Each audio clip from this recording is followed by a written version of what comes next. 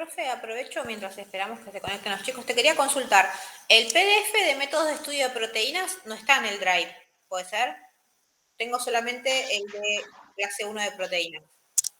A ver, me fijo. La otra vez me pasó lo mismo, que me olvidé de ponerlo. Espera que me fijo.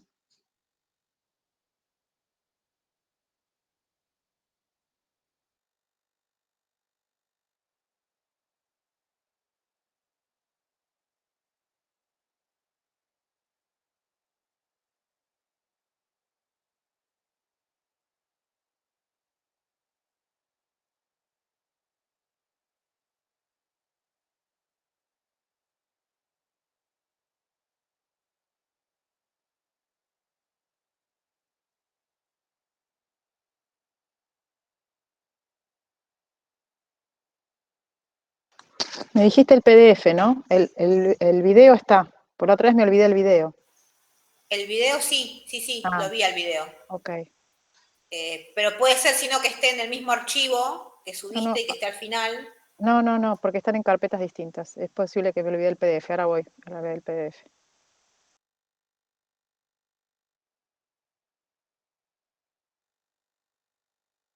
Porque justo tenía una consulta de las técnicas y estaba buscando el PDF y no lo encontré.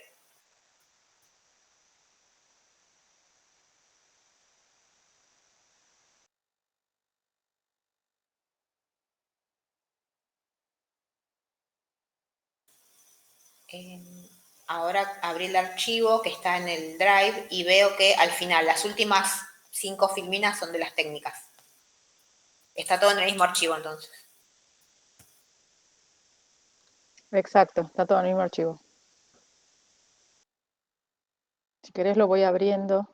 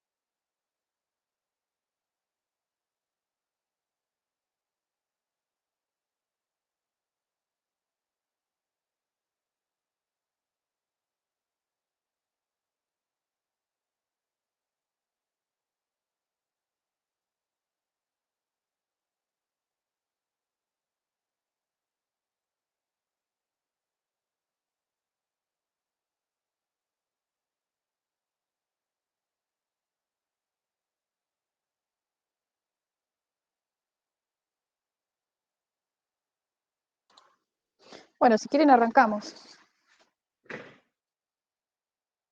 ¿Qué me querías preguntar, Vanessa? De las técnicas para ver las interacciones de proteínas, con respecto a lo que utiliza fluorescencia, Sí. yo entiendo que inicialmente las proteínas pueden interactuar o no, y lo que yo hago es algún tipo de modificación para evidenciarla con los fluoróforos, ¿no? Exactamente, entonces lo que se hace es una modificación en el ADN para que cuando se sinteticen esas proteínas puedan tener esa proteína de fluorescencia azul o verde, ¿no? Exacto.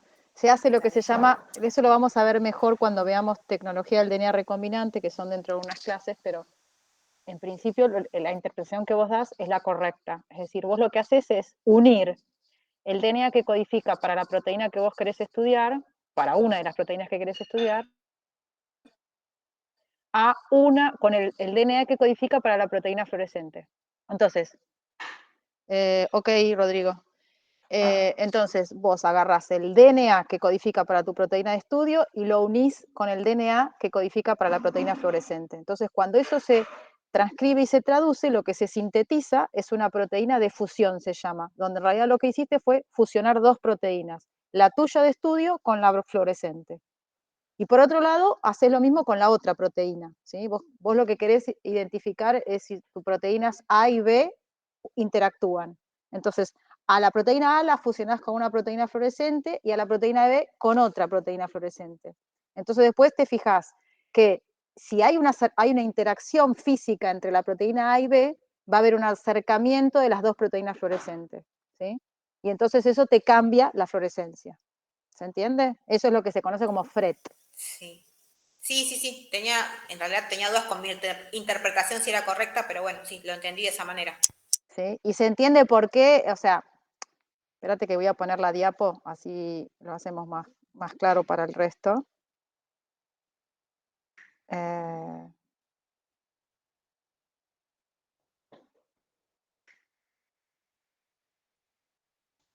esta es la diapo.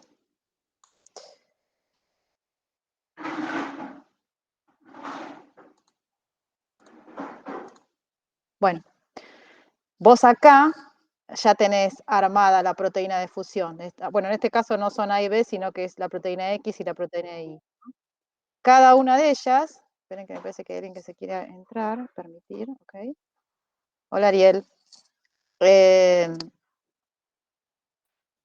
Hola, profe. ¿Qué tal?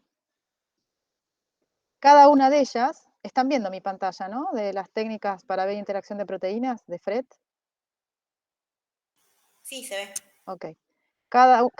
O sea, cada una de las dos proteínas que vos querés evaluar si interaccionan, la proteína X y la proteína Y, en este caso, cada una de ellas está unida a una proteína fluorescente diferente. En este caso, esta está unida a una proteína fluorescente azul y esta a una verde. Y esto es importante porque fíjense además que como las dos proteínas que ustedes quieren ver si interactúan están graficadas de forma tal de que tienen esto de que se hace, digamos, un encastre entre las dos proteínas. Eso es justamente para representar la complementariedad molecular que tiene que haber entre las dos moléculas, en este caso X e Y, para que haya una interacción física entre ellas. Eso lo van a ver a lo largo de todo el libro, digamos. Siempre que hay una interacción, una complementariedad molecular, se grafica de esa manera, como si fuese una especie de rompecabezas. No es porque efectivamente ocurre así, ¿no? Pero es para graficarlo, para que sea entendible. Entonces, en este caso, la proteína X está unida a la proteína azul y la Y a la verde. Entonces, ¿qué pasa? Cuando una proteína fluorescente es una proteína que tiene en su interior una estructura, una secuencia de aminoácidos determinada que hace que cuando cuando se incide, se excita, se dice, a esa proteína con una longitud de onda determinada, en este caso violeta, ese fluoróforo, esa secuencia aminoácidica particular que tiene la proteína fluorescente, se excita y emite una fluorescencia de menor energía. En este caso, se excita con violeta y emite azul. Entonces, cuando yo excito la proteína azul, lo que registro es una fluorescencia, perdón, excito con una eh, luz violeta, lo que registro es una emisión de luz azul. O sea, lo que desprende y lo que yo registro es la fluorescencia azul de la proteína azul. ¿Se entiende hasta ahí? Sí. Bien. Pero si es real que estas dos proteínas, las X y la Y, interactúan entre sí, lo que va a ocurrir es que se van a acercar físicamente. Como esta está unida al azul y esta está unida a la proteína fluorescente verde, entonces lo que ocurre es que cuando yo excito con violeta, la luz azul que emite la proteína fluorescente azul es precisamente la luz que excita a la proteína fluorescente verde. Entonces, lo que yo voy a registrar no es fluorescencia azul, como en este caso cuando estaba solita, sino que lo que registro es emisión verde. Eso me dice que está ocurriendo la interacción entre estas dos proteínas X e Y, porque hubo un acercamiento físico. Entonces, como la luz que emite la proteína azul es precisamente la que excita la verde, lo que yo veo es emisión verde. Entonces, siempre que se va a hacer, a idear este tipo de estrategia, uno tiene que tener en cuenta que las proteínas fluorescentes que une a una u otra proteína tienen que ser un par acorde, digamos, o sea, la luz de emisión de esta proteína tiene que ser la que excita a la otra proteína fluorescente que está unida a la otra proteína. ¿Se entiende eso? Si yo pongo proteínas Sí. fluorescentes donde esta emisión no excita esta, no me sirve. Pero bueno, igual eso ya, si algún día lo tienen que hacer, lo tendrán que evaluar, pero es para que lo tengan en cuenta, ¿sí? ¿Se entiende eso? Sí, sí, se entendió. Bueno. ¿Alguna duda los demás? Esperen que veo si alguno me está mandando mensajito. Nadie, ¿no? A ver.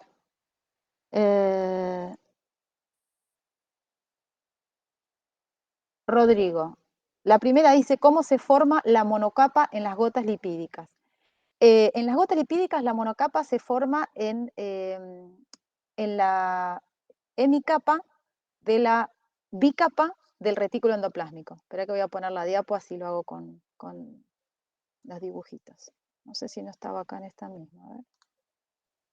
Parece que lo tengo acá.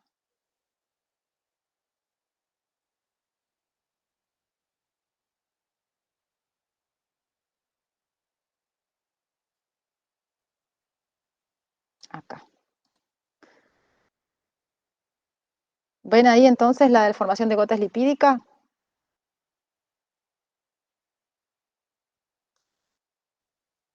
¿Se ve, no? Bueno, asumo que sí. Sí, ok. Bueno, entonces,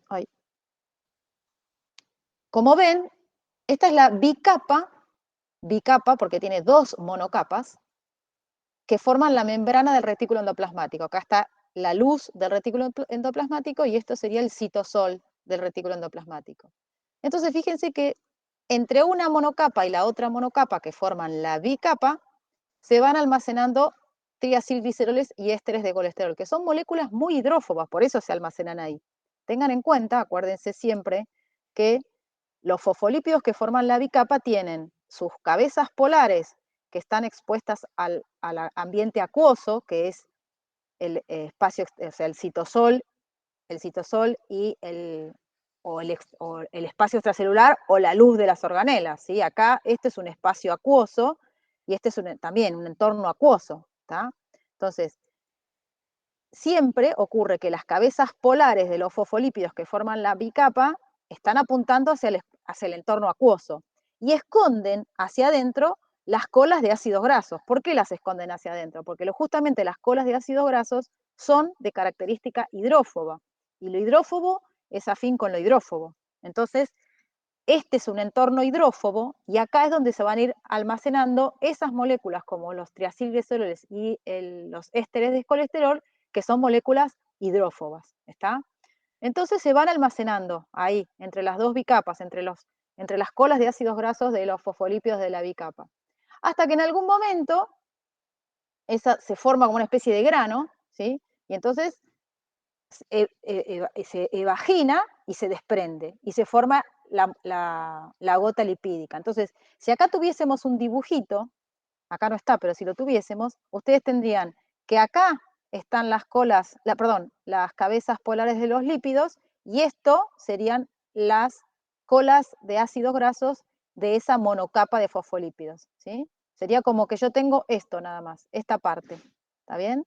Tengo la cabeza polar y las colas de ácidos grasos. Y acá, a continuación, tendría todos los triacilgliceroles y los ésteres de colesterol. ¿Se entiende eso ahora?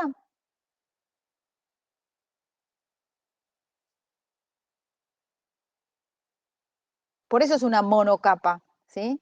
Porque las colas de ácidos grasos, ¿sí? Están forman un entorno eh, hidrófobo, tal como el que forman la unión de los triacilgliceroles y los ésteres de colesterol, que son moléculas hidrófobas. Entonces, todo el interior de esa gota lipídica es hidrófobo, a diferencia de lo que ocurre con el citosol y con la luz del retículo endoplásmico, que es hidrófilo. ¿Se entiende? Díganme si sí o si no. Solo necesito una capa porque el interior es hidrófobo. Exacto.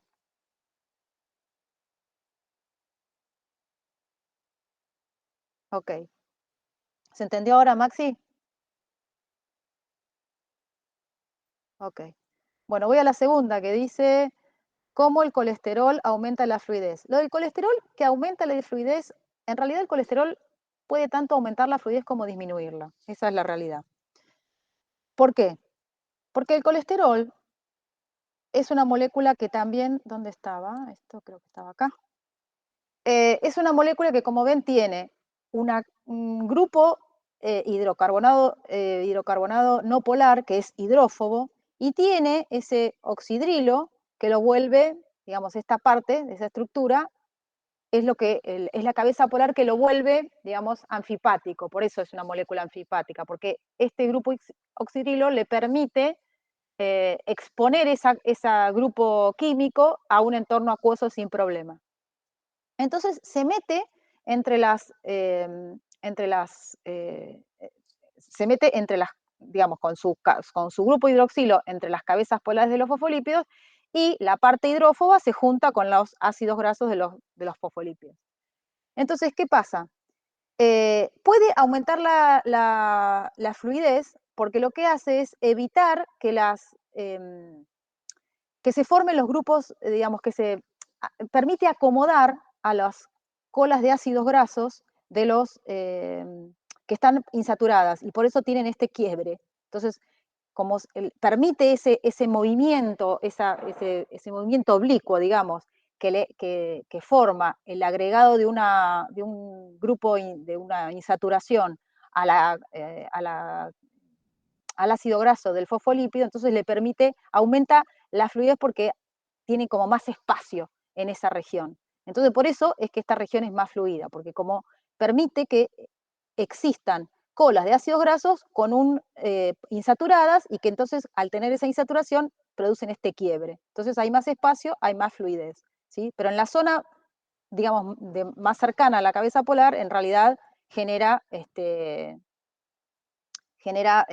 disminución de la fluidez. Y de hecho, si hay mucho colesterol, si es una membrana enriquecida en colesterol, hay tanta colesterol que no permite este quiebre, ¿sí? Entonces es como que ayuda a que todas las colas de ácidos grasos de los fosfolípidos sean saturadas y por lo tanto paralelas entre sí, y entonces al estar una más junta de la otra, disminuye la fluidez. Entonces, el colesterol puede tanto aumentar o disminuir la fluidez dependiendo más que nada de la concentración. Acá les muestro el ejemplo de cómo es que por qué es más fluida, y es justamente por eso, porque permite que se acomoden en el entorno donde está el colesterol, que se acomoden colas de ácidos grasos de los fosfolípidos insaturadas. ¿Se entiende? Como se ve acá. Entonces, cuando tengo más colas de ácidos grasos insaturadas, la fluidez en la bicapa es mayor que cuando tengo las colas de ácidos grasos saturadas, y que entonces están firmes y rígidas y paralelas entre sí.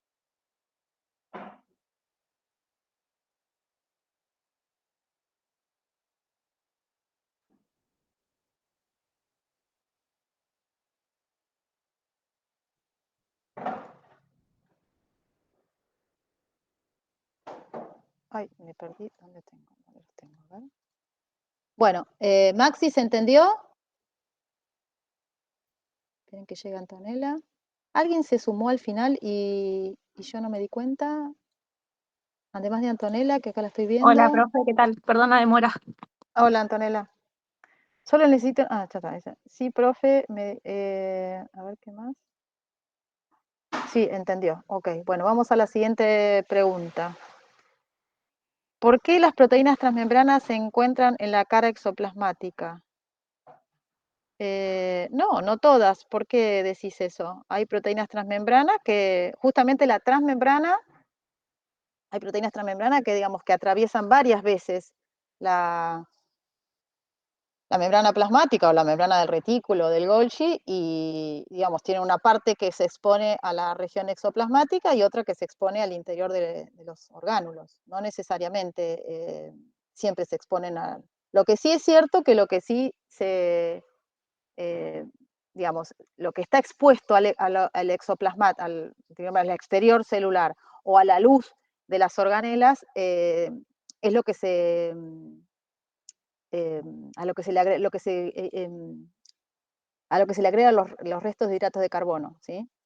Y eso es porque el agregado de hidratos de carbono ocurre en la luz del retículo, ¿sí? Y en la luz del Golgi también. Entonces, todas las proteínas que se glicosilan, no me salía la palabra, están, como se glicosilan en el interior del retículo o en el interior del Golgi, entonces, digamos, los restos que están, que tienen los restos, los aminoácidos de las proteínas transmembranas que se glicosidan están, digamos, expuestos a la luz de estas organelas.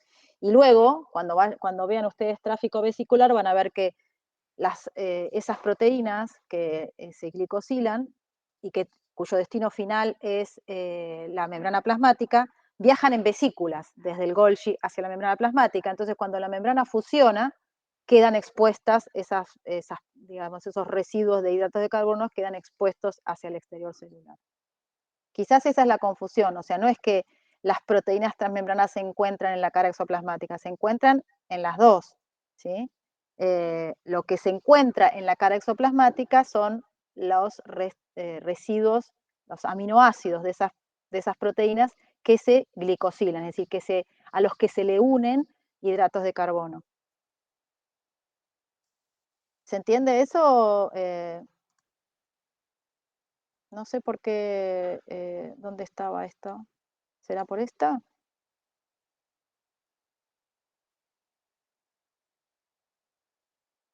Quizás es esta, de acá viene la confusión. O acá. Acá será. ¿Ves que supongo que es esta lo que te trajo confusión? Esto quiere decir que la mayoría de las proteínas transmembranas se glicosilan, es decir, se les agregan residuos de hidratos de carbono, que ya vamos a ver cuando veamos modificaciones en el retículo, cómo se les agregan estos residuos de hidratos de carbono. Y como eso ocurre en la luz del retículo, es decir, acá adentro, ¿sí? Entonces se van agregando hidratos de carbono en las partes de la proteína transmembrana que están expuestas a la luz del retículo. Pero luego, si vos te fijas acá, ¿sí? Cuando viene, esto es la luz de lo que sería la luz del retículo, ¿ven? Que luego es la luz del Golgi y que luego es la luz de las vesículas. Y esas vesículas van a ir y fusionarse con la membrana plasmática. Entonces, si vos te fijás, siempre ocurre que la hemicapa citosólica es la misma para todas las membranas, ya sea la membrana del retículo, del Golgi o de las vesículas, ¿sí? Esto acá te está mostrando la hemicapa citosólica y la hemicapa de la luz. Fíjate que la hemicapa de la luz coincide con la hemicapa exoplasmática, ¿sí? Eso es porque cuando se fusionan, esta hemicapa se va a fusionar con esta y esta se va a fusionar con esta, ¿sí? Entonces va a ocurrir esto, ¿sí? O sea, la hemicapa que antes era la hemicapa que estaba posicionada, orientada hacia la luz de la vesícula, ahora es la hemicapa que se orienta hacia el exterior celular. Y la hemicapa citosólica siempre se expone hacia el citosol. Acá está esta hemicapa que está en contacto con el citosol y lo mismo ocurre cuando la vesícula fusiona con la membrana plasmática. La hemicapa citosólica siempre se orienta o se expone hacia el citosol. Entonces, como yo te decía antes, como la glicosilación ocurre en la luz del retículo y luego del Golgi, etcétera, etcétera, entonces las proteínas transmembrana, la parte que se glicosila, los aminoácidos donde se les agregan los hidratos de carbono, siempre están expuestos hacia la luz de la organela, ¿sí? Y que luego esa luz de la organela va a coincidir con el exterior celular. Entonces, por eso los residuos de hidratos de carbono siempre se exponen hacia el exterior celular, en aquellas proteínas transmembrana que están ancladas a la membrana plasmática, ¿sí? Pero fíjate que las proteínas transmembrana tienen una parte que está en el citosol y otra parte que da al exterior celular. Lo que pasa que, o sea, tienen distintas partes, ¿no? Y una parte transmembrana, ¿sí? La parte que atraviesa la membrana es lo que se conoce como región transmembrana, que justamente está enriquecida en aminoácidos de carácter hidrófobo, porque tienen que interaccionar con la parte de ácidos grasos bien hidrófoba de la membrana plasmática, de la bicapa. Se entiende que esto es la bicapa, ¿no? Esta es la bicapa, que está formada por la monocapa extracitoplasmática, que coincide con la de la luz de la organela, y la hemicapa citosólica. ¿Se ve eso? ¿Se entiende? Sí, profe, se entiende.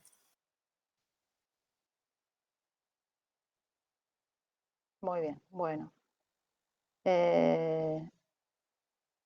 Bien, ¿y cuál era la otra pregunta? Es importante entender el FRAP y ahora lo explico y así está bueno saber qué es el FRAP. Son técnicas digamos, que está bueno que las sepan. Yo no les voy a pedir que me expliquen cómo se hace el FRAP, pero sí está bueno que lo entiendan, ¿sí? Bueno, vamos al FRAP.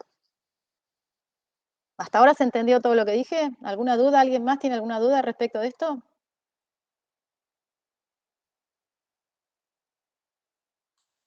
¿No?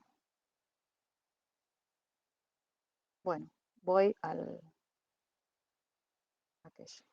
esto de nuevo. Entonces, ¿qué es el FRAP?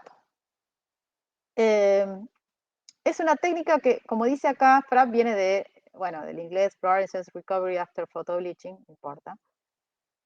Como dice acá, esto es para, digamos, permitió determinar que efectivamente existe una difusión lateral en los fosfolípidos en los fosfolípidos y en las proteínas de una monocapa, ¿sí? Acuérdense que la bicapa está formada por dos monocapas, o sea, existe un movimiento lateral entre los fosfolípidos y las proteínas que están en cada una de las monocapas. Lo que no hay, o sea, sí hay, pero está mediado por proteínas, es lo que se conoce como flip-flop, que es el pasaje desde una monocapa hacia la otra, ¿sí? O sea, pero eso está mediado por proteínas, ¿sí? Y generalmente ocurre con gasto de energía. Pero lo que sí hay es es difusión lateral, o sea, no están rígidas las cosas en la membrana, sino que se van moviendo lateralmente. Es como si yo tiro a una pileta, qué sé yo, 5 boyas, ¿sí? Y las boyas ustedes van a ver que se van a ir mezclando, ¿sí? Entre sí, ¿sí? O sea, hay un movimiento lateral, pero están siempre orientadas en la misma monocapa, ¿sí? En este caso la monocapa sería la pileta, digamos, el agua de la pileta. ¿Se entiende eso? Entonces, esta técnica me permite medir cuál es la velocidad con la cual difunden lateralmente una proteína que está anclada en una determinada monocapa, ¿sí? Y lo que se hace es, obviamente la proteína tiene que estar unida con algún fluoróforo, podría ser, por ejemplo, una proteína fluorescente o alguna otra molécula, también puede ser un anticuerpo, por ejemplo, que tiene unido un fluoróforo y el anticuerpo se une a una proteína determinada. Entonces yo de alguna manera marco a la proteína de interés con algún fluoróforo, ¿tá? Y luego lo que hago es, con un láser, cuencheo, es decir, inactivo la fluorescencia de una determinada zona de la membrana, ¿sí? Eso es el blanqueo. Entonces luego mido, digamos, el tiempo que tarda en que esa zona recupere la fluorescencia. Y eso va a ser porque las proteínas marcadas con el fluoróforo, que estaban en otra región de la membrana que no fue inactivada por el láser, entonces van a empezar a difundir lateralmente desde distintas regiones y van a cubrir de nuevo de fluorescencia esa zona que fue blanqueada. ¿Se entiende eso? Entonces es un mecanismo que permite una estrategia que permite evaluar la velocidad de difusión lateral de una membrana. No es difícil de entender. O sea, ¿se entendió eso también? Ok, listo. No sé si había alguna otra pregunta. Ah, el antiporte. Bien, el antiporte. Bueno, el antiporte es un tipo de transporte secundario. A ver si es este. Sí. Esto es importante porque siempre se confunden. O sea, el antiporte es un tipo de transporte activo secundario. O sea, recuerden, dentro de los tipos de transporte, esto es importante porque siempre se lo confunden. Tenemos el transporte que es pasivo y el activo. El pasivo se llama pasivo porque justamente el transporte de sustancias es a favor de su gradiente de concentración, ¿sí? El uniporte, por ejemplo, es un tipo de transporte pasivo, ¿sí? Donde ya ustedes, bueno, vieron acá, por ejemplo, en el ejemplo que yo les pongo acá es el transportador de glucosa, donde se transporta glucosa desde donde está más concentrada hacia donde está menos concentrada. Entonces, el transporte es a favor de su gradiente electroquímico. A ver, esperen un momentito que me está sonando el teléfono.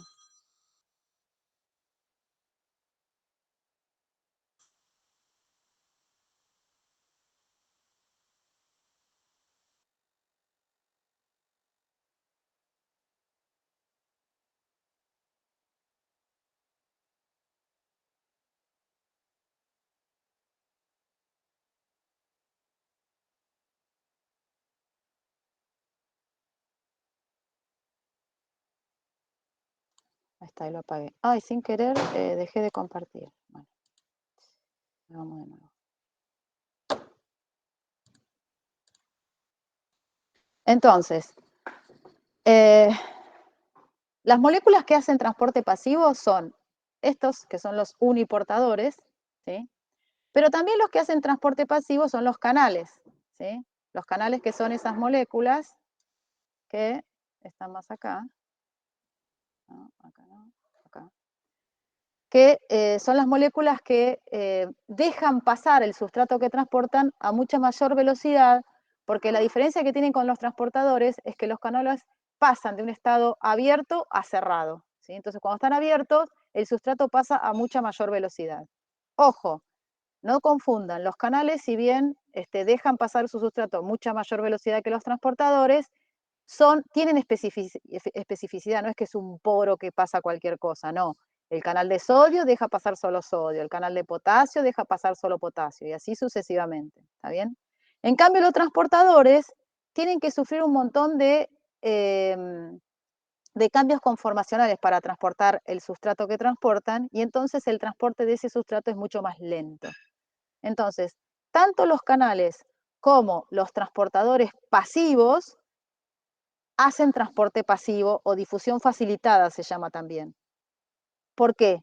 Porque en ambos casos, tanto el canal como ciertos transportadores transportan a favor de su gradiente, es decir, transportan los sustratos desde donde están más concentrados hacia donde están menos concentrados. Pero dentro de la familia de los transportadores no solo están los transportadores pasivos, sino que también tenemos los transportadores activos, ¿sí? Son moléculas similares a los transportadores pasivos que sufren un montón de cambios conformacionales durante su ciclo de reacción, pero que necesitan el aporte de energía porque el transporte de los sustratos lo hacen en contra de su gradiente. Entonces, como lo hacen en contra de su gradiente, es decir, de donde están menos concentrados hacia donde están más concentrados, digamos, requieren de energía para hacer ese transporte en contra. ¿Está bien eso hasta ahí? Bueno, asumo que sí. Entonces, dentro de los transportadores tenemos los que hacen el transporte pasivo, como recién les dije, y tenemos también de dos clases que son los que hacen transporte activo, es decir, que requieren el aporte de energía. Entonces, dentro de los que hacen transporte activo se dividen en dos grupos, los que hacen el transporte activo primario y secundario, ¿sí? El primario es el que está mediado, donde el transporte se hace gracias a que a la proteína hidroliza ATP, ¿sí? Entonces, acuérdense que la ATP es la molécula por excelencia que aporta energía para todos los procesos en los que se requiere el aporte de energía. Entonces, en este caso, la proteína para transportar su sustrato en contra del gradiente hidroliza ATP, ¿sí? Ese es el transporte activo primario. Es activo porque requiere ATP y transporta en contra del gradiente, perdón, es activo porque transporta el sustrato en contra del gradiente y es primario porque hidroliza ATP. Pero también está el transporte activo secundario, donde estos transportadores, si bien transportan el sustrato en contra de su gradiente, la energía para llevar a cabo eso no lo provee la hidrólisis del ATP, sino que lo hace el transporte de una segunda sustancia, que en general son iones, a favor de su gradiente. Entonces, por eso se habla de transporte acoplado.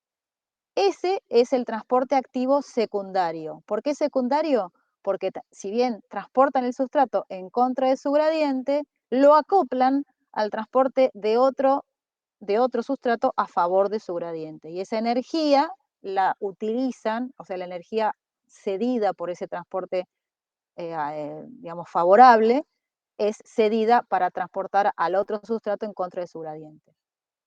Dentro, bueno, se llama transporte acoplado, transporte activo secundario o cotransporte, ¿está bien? Entonces vamos de nuevo, transporte activo secundario, transporte acoplado o cotransporte, es lo mismo, ¿ok? Dentro del cotransporte tenemos de dos tipos, uno que es el sin porte y otro que es el antiporte. El sin porte es cuando el ion transportado, en este caso representado con el cuadradito azul, que se transporta a favor de su gradiente electroquímico, es el que aporta la energía para que la molécula transportada sea transportada en contra de su gradiente electroquímico, ¿sí? Entonces, como ambos, la molécula transportada y el ion que transporta, que aporta la energía, digamos, lo hacen en el mismo sentido, ¿sí? Entonces se habla de sin porte. Ahora, cuando la molécula transportada va para un lado y el ion, que es cotransportado y que a favor de su gradiente electroquímico y que aporta la energía para el transporte del otro, lo hace en dirección opuesta, se habla de antiporte. Pero ambos son transportes acoplados o transportes activos secundarios o cotransportadores. ¿Sí? ¿Se entendió ahora? A ver las respuestas. Sí, se entendió, profe. Ok. ¿Rodrigo? Ok. Bueno, entonces, ¿qué otras preguntas?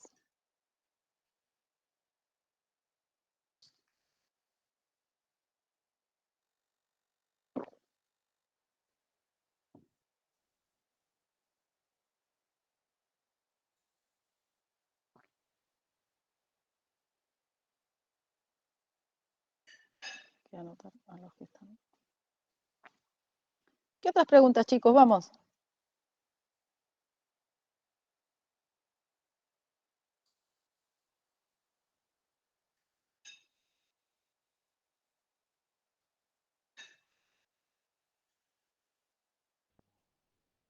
Hola, profe, ¿me escuchas?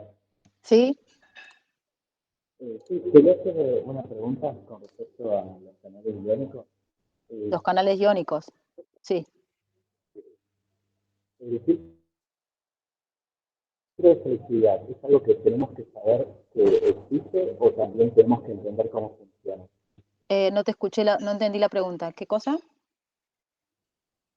Y el filtro de selectividad de los canales iónicos, ¿solamente tenemos que saber que es algo que existe o también tenemos que saber cómo Ay, funciona? no te entiendo. ¿El ciclo de qué?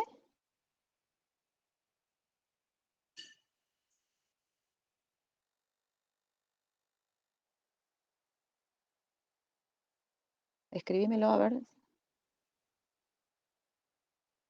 Dale, dale. Porque se te va y viene. No sé, ¿los demás lo entendieron? Si alguno de los demás lo entendió, me lo repite.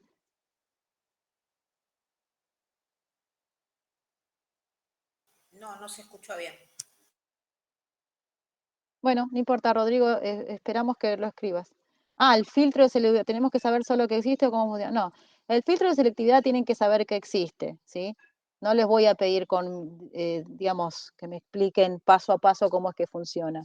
Sí, es importante que entiendan que existe, ¿sí? Y existe porque justamente, eh, digamos, lo importante de eso que es que vos veas que cada canal, ahí tienen el ejemplo del canal de potasio, pero cada canal, justamente para poder, yo recién les dije que el canal no es un poro que se abre y deja pasar cualquier cosa, sino que deja pasar aquel sustrato que transporta. El canal de potasio deja pasar potasio y el de sodio, sodio. Y justamente para poder hacer eso es que tiene una estructura tridimensional determinada, ¿sí? Determinada, o sea, tiene posicionados sus átomos que forman sus aminoácidos de forma tal que hacen que cuando viene el sodio, que acuérdense que el sodio viene hidratado, o sea, rodeado de moléculas, bueno, el sodio en este caso era el potasio, viene todo rodeado de moléculas de agua, esa estructura que tiene el filtro de selectividad hace que el potasio, al momento de pasar por ese filtro, se despoja de esas moléculas de agua, y lo hace porque la conformación de los átomos de esa región de la proteína es tal que solo permite el enganche, el acople, digamos, del sodio, perdón, del potasio en este caso. ¿Sí? Y cuando es el filtro de selectividad del canal de sodio, es para el sodio, digamos. Pero tiene, por eso, digamos, es otro ejemplo claro donde se ve que la conformación tridimensional, en este caso del canal, es tan determinante para la actividad. Porque si no tiene la conformación correcta, entonces no podría formar ese filtro de selectividad y entonces no podría actuar como canal de potasio. ¿Está bien? ¿Se entiende? Entonces, si bien yo no les voy a pedir que me digan exactamente cómo secuencialmente actúa ese filtro de selectividad, sí es importante que entiendan el concepto y por qué es importante. O sea, por esto que te estoy diciendo, porque la estructura de los aminoácidos, o sea, la secuencia de aminoácidos hace que tenga esa parte del canal una estructura determinada que permite el acople perfecto, en este caso, con el potasio y no con otro ion. ¿Sí? Y por eso es un canal de potasio. ¿Está bien?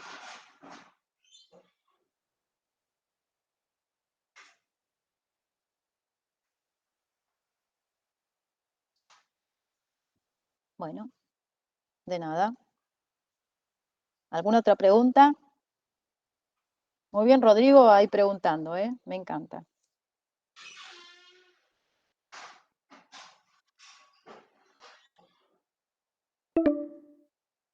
Yo no tengo más consultas. Muy bien. ¿Los demás tienen más consultas?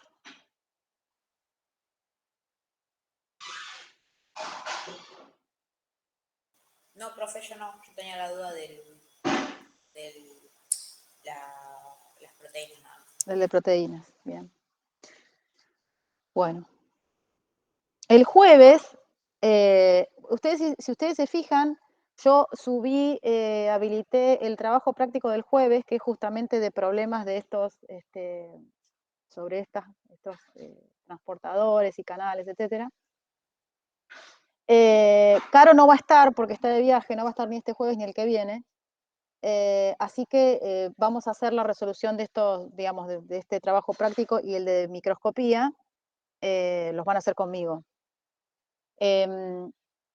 Yo calculo que a ustedes igual, yo tenía idea de ir a las 2 de la tarde allá al DESI y hacerlos presencialmente. ¿Ustedes prefieren así o prefieren que lo hagamos virtualmente?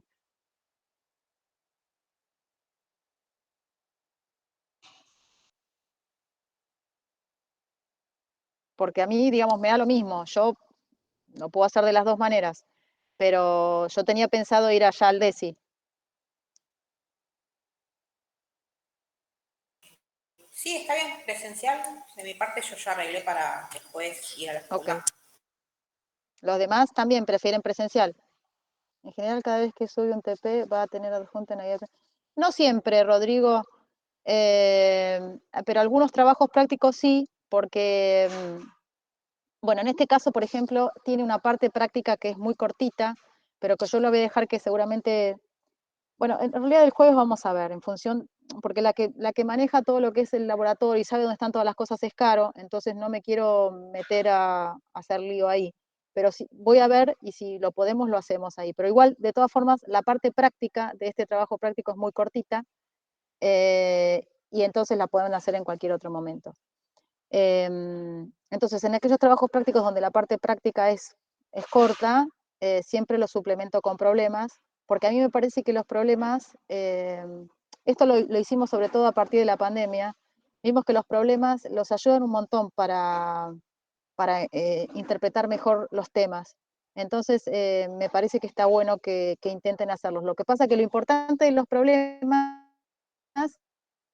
es que ustedes tienen que intentar hacerlos. O sea, vamos a ir el jueves y yo no es que me voy a poner ahí y les voy a decir, bueno, este problema se resuelve de esta manera. No, les voy a dar un tiempo para que ustedes lo piensen y luego lo vamos a resolver. Por ahí no todos, porque si no ustedes se acostumbran a que yo les doy las respuestas y no está bueno. O sea, lo bueno de los problemas es que ustedes intenten hacerlos. y cuando les surgen esas dudas, entonces lo respondemos entre todos. Pero si no hacen esa tarea de intentar responderlos ustedes, no sirve. Pero van a ver que hay muchos, no todos, pero hay muchos que tienen, sí, en realidad creo que la mayoría tienen problemas. Pero bueno, la resolución o no en clase depende del tiempo que le lleve a hacer la parte práctica, porque siempre le damos prioridad a la parte experimental, digamos, que es manual, lo que es de laboratorio. Pero eso no quiere decir que no hagan los problemas. Por eso yo siempre insisto que ustedes hagan los problemas, independientemente de que lleguen o no en la clase de práctica, y que si tienen dudas, en estos encuentros acá que tienen conmigo, se saquen todas las dudas, de la parte teórica y también de los problemas.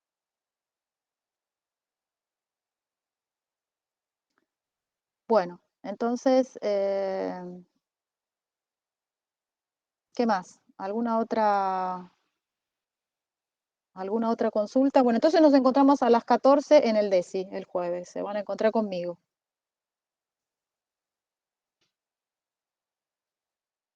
¿Alguna duda?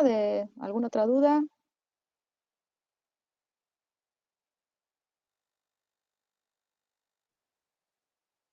¿Nada?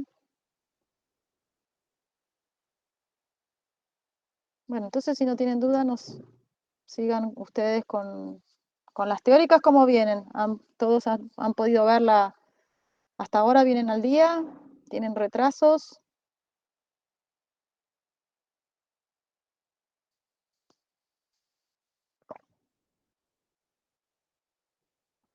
Nadie me dice nada. Bueno, yo estoy atrasado. El único que me contesta es Rodrigo. Rodrigo, muy bien. Bueno, entonces aprovechen este rato que les queda y pónganse al día con las teóricas.